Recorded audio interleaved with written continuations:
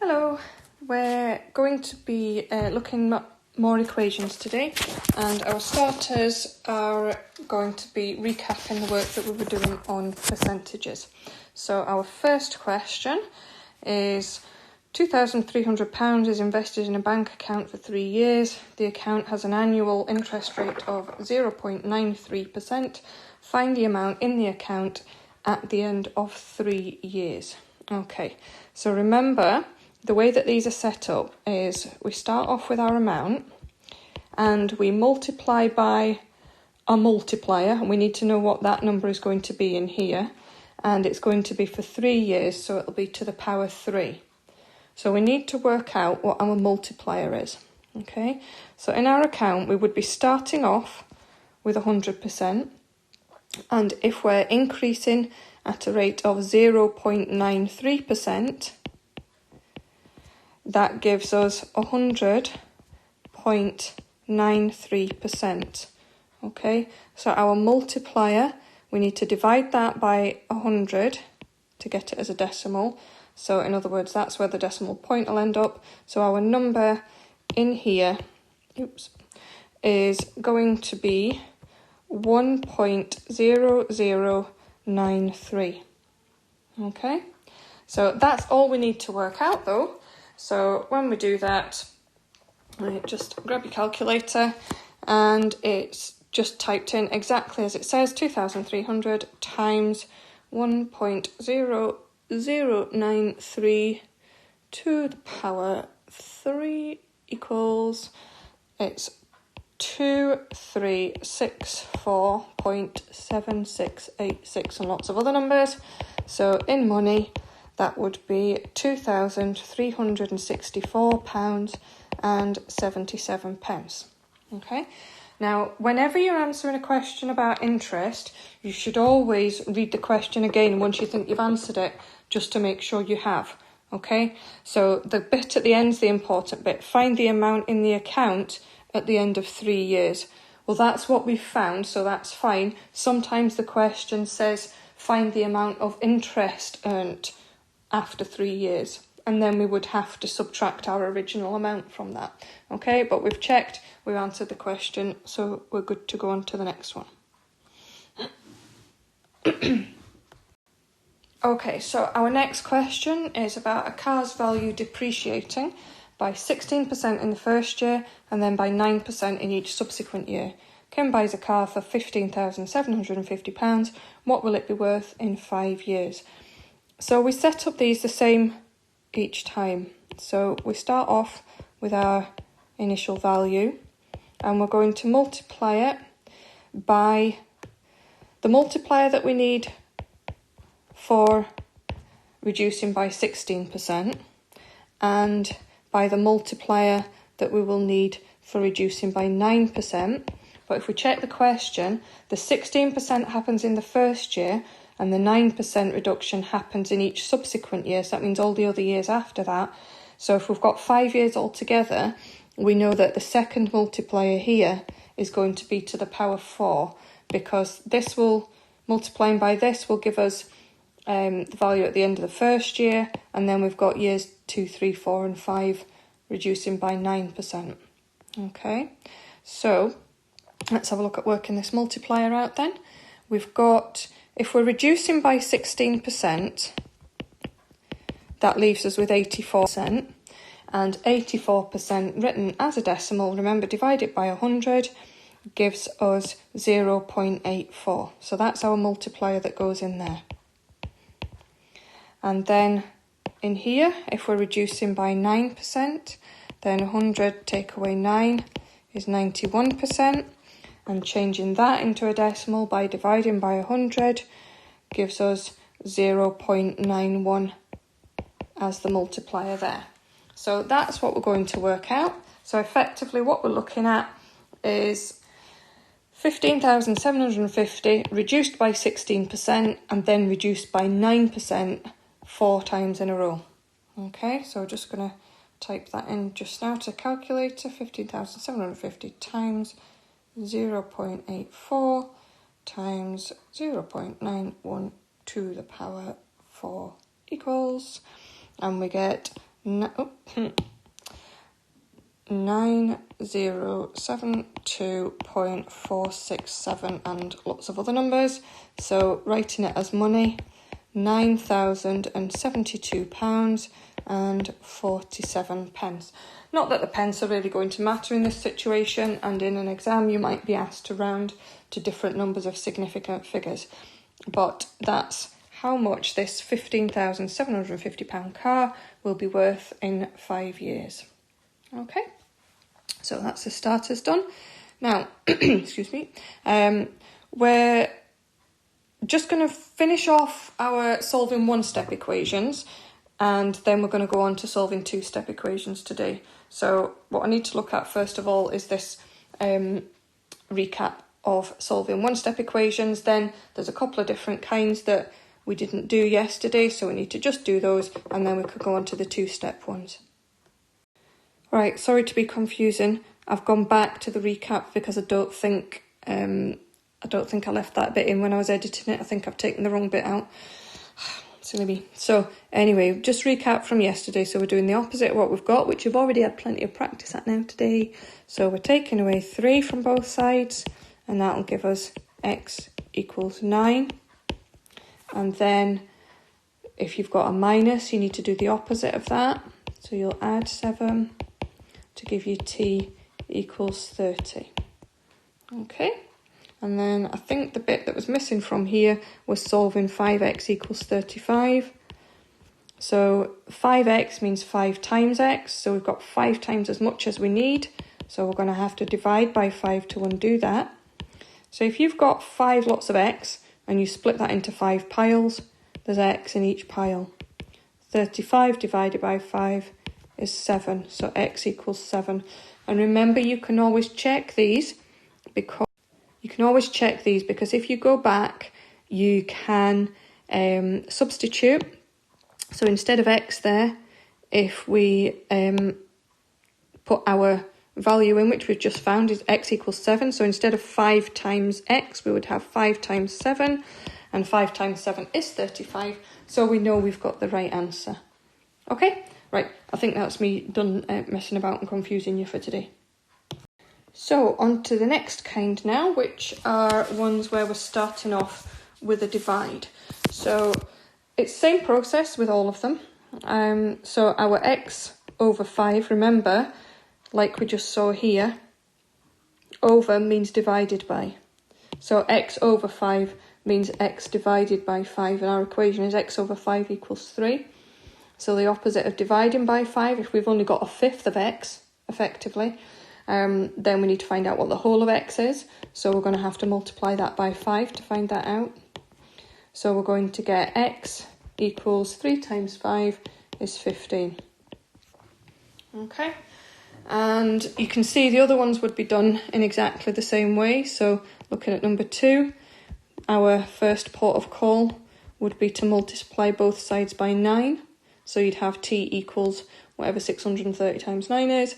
And then for the third one, you would be multiplying both sides by 3 to give you y equals 18 times 3 is 54, so that'll be 5.4. Okay, so that's how we do those ones. But I want us to move on to solving two-step equations now, where there's 2 different things happening to the letter. So we've still got our sort of baskets on either side of our scale, and if it says it's equal, it's got to be equal. You can't do something to one side and then expect it still to be equal. You've got to do it to both sides or it doesn't work. So here we've got 2 things happening to the x, okay? We've got the times 5 and we've got the add 3, okay? And so we're going to have to do the opposite of both of those things. We're going to have to divide by 5 and we're going to have to subtract 3. But we need to work out what order to do that in. Okay, and remember, the thing that you do happens to the whole of that side. So if we've got 5x and 3 in this basket and 13 in this basket, it doesn't make sense to start dividing by 5, okay? Because there are 2 things in the left-hand basket. So 5x divided by 5 is x, that'd be okay. But then we'd have 3 divided by 5 as well, and 13 divided by 5 on the other side. So that complicates things rather than making it easier. Okay, so let's think about dealing with the 3 first. So if we took 3 out from this basket and took 3 out from that basket, now we've got 5x equals 10, and then it's easy to divide by 5. Okay, so basically to decide how to work backwards and how to strip away the things that are happening, you have to think and know what order the things are being applied to the x in, right? And you can see here in 5x plus 3 that this means x times 5 and then add 3, okay? This doesn't mean x add 3 and then multiplied by 5, because if it did, it would look like that, okay? And it doesn't look like that. It looks like 5x add 3. It isn't 5x add 15, which it would be if the add 3 was happening first. Okay, so as a general rule, you start with what's furthest away from the x and you finish with what's stuck to it. Okay, so the 5 is stuck to the x, so we deal with that last, right? Think about putting your sock on and then your shoe on. Okay, when you're undoing that and you're trying to get back to a bare foot, you don't take the sock off first. So you do the opposite things in the opposite order. So you put the sock on, you put the shoe on, and then you do the opposite thing. So you take the shoe off and then the sock off.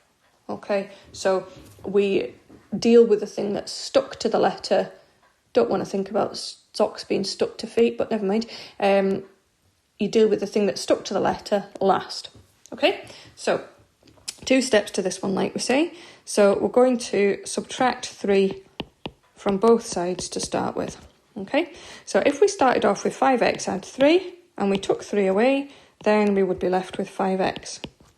And 13 take away 3 is 10. So now x is being multiplied by 5. We can forget all of this. As soon as you get to a new equation like this, you can forget everything that went before. You don't scribble it out because it's part of your working, but now the equation that we're solving is 5x equals 10. So we divide both sides by 5. So 5x split into 5 pieces is x, and 10 divided by 5 is 2. Okay, so the thing that's stuck to the x, you deal with that last, and you're doing the opposite of what you've got. Okay, so in this example here, 2x minus 7 equals 35. Then the first job is to add 7 to both sides. So we get rid of the 7 by doing that. So we've got 2x on this side, and 35 add 7 is 42. Then we divide by 2, because we've got 2x, to give us x equals 21. And you'll notice that I tend to underline my answers, double underline them. If you're doing a page full of equations, if you underline your answers, it helps to see them because they can get a bit lost on the page. And if you underline it twice, then it saves it looking like a fraction. Okay, now this third example here, 8 add 5u equals 9. Now, the 5u is in the position where we would have expected to find the 8, but that doesn't matter. These are both positive and they're both adding together, and we want to get the 5u on its own first, so we need to subtract 8 from both sides. Okay, so if we take 8 off the left-hand side, we end up with 5u, and if we take 8 off the right-hand side, we've got 1. Then we're dividing by 5 to give us u equals... Now, 5 doesn't go into 1, so remember we write that as 1 over 5, and then we have a think about that and see if it'll simplify, and if it won't, that's the answer. Okay, next one. So here we've got the letter on the right hand side, but that's okay, it's not a problem for us. So what we're going to do again is just try and get the letter on its own. So be very clear about what you've got on the right hand side here. You've got 9m and you've got a minus 8. Okay, so we're going to deal with the minus 8 first by adding 8 to both sides. So that'll give us 18 on the left hand side, and then it'll get rid of the 8 on the right hand side to leave us with 9m. Okay, now the m is being multiplied by 9, so we need to divide by 9. There's no need to swap it around at this stage. You don't have to have the letter on the left during your working. So 18 divided by 9 is 2. 9m divided by 9 is just m, so we can't do anything else with that, but it would be better to just turn it around and have the letter first. Okay, it's not good to leave it as 2 equals m, because we're trying to find out what m is, so we should be saying m equals 2. It makes you look like you know what you're doing. Okay, same sort of idea with the next one. This is a positive 4, this is a positive 10c. So to get the c's on their own, we're going to have to move the 4, so we'll have to subtract 4 from both sides because that 4 is positive. 16 take away 4 is 12, and we've just got 10c left on the right hand side once we've removed the 4. So now we've got 10 times c is 12, or 12 is 10 times c, so we're going to have to divide by 10, whichever way we put it. So 12 divided by 10, well, that's got an exact answer, so we can just write 1.2 equals c, and then c equals 1.2. You could have written that as a fraction when you realise that 10 doesn't go into 12. You could have written that as 12 over 10, but then you would have had to simplify that by dividing by 2 and get 6 over 5, or 1 1/5. Okay, but when you've got an exact decimal, it's okay to use it. Do not divide and use a rounded decimal. For example, if you've got thirds, and that would be 0.3333, that keeps going on forever, you don't round that to 0.3. Okay, you leave it as a fraction in that case. Okay, so onwards. We've got this other case to consider where you can see in these two examples, these letters are not positive. We've got a negative amount of the letters, so we need to just look at how to deal with that. And I've put in a big, bright blue highlighted bit at the top there. Always aim for the letters to be positive. Okay, so if you don't have the letters positive, well, we want them to be, so we're going to fix it because that's what we can do. So what we do is if we've got a minus 3g and we don't like that, we're just going to add 3g to both sides. Because what effectively you're doing there is you're making it appear on the on the left-hand side, and then on the right-hand side it's gone. Okay, because you did have 14 with 3g removed, but you put that 3g back in, so you're back to 14. Remember, every time you do the opposite of what you've got, it gets rid of it. Okay, so we've got 5 add 3g equals 14 now, so we need to take away 5 to give you 3g equals 9, and then a divide by 3, so that will give you g equals 3. Okay, and sometimes it's important to use things like 9s and g's in the same equation so that you can be careful that it's very clear to see what's a g and what's a 9, because some people, they look a bit similar. Okay, so be really careful, because when you're doing assessments, for example, the person marking it can only go by what it says or what they think it says.